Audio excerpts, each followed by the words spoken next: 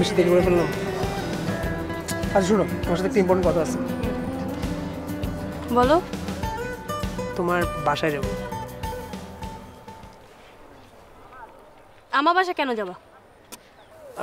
একটু বাসায় যেতে তোমার কি তোমার মানে বুঝো না, আমরা তো সবসময় বাইরে টাইরে দেখা করি, একটু বাসায়ও দেখা করা দরকার না? আরে না, বাসায় যাওয়া যাবে না, আব্বু আম্মু আছে বাসায়। আচ্ছা আঙ্কেল আন্টি থাকতেই যাবো। মানে আব্বু আম্মু থাকা অবস্থায় কেন যাবে? এখনো সময় আসে নাই।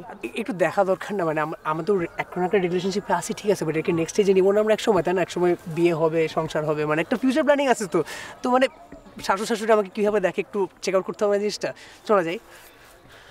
বাবু আমি বলি শুনো, সময় হইলে আমি আমি নিজেই তোমাকে নিয়ে যাব। মানে তোমার এত কিচ্ছু করতে হবে না, লাইক কিছুই করতে হবে না, আমি তোমাকে নিজে নিয়ে যাব। ফ্রেন্ড হিসেবে যাই, ফ্রেন্ড হিসেবে যাই। কোনো হিসেবেই যাওয়া যাবে না, বাসায় যাওয়া যাবে না। তাহলে নাম্বারটা দাও। কার? আঙ্কেলের। আব্বু আম্মুর নাম্বার দিয়ে তুমি কি করবা? না মানে একটা সেফটি লাগে না? মানে যদি আমার নাম্বার নাই তোমার কাছে? আছে, মানে ধরো তুমি ঘুমাই টুমাই আসো, তোমার ফোন টোন পাইলাম না, নেটওয়ার্ক নেই, আঙ্কেলের ফোন দেবো না, তুমি কই? তখন ওই যে মনে করো এরকম হলে বাসা চিনোই তো, নামাই দিয়ে আসো না, চলে যাবা।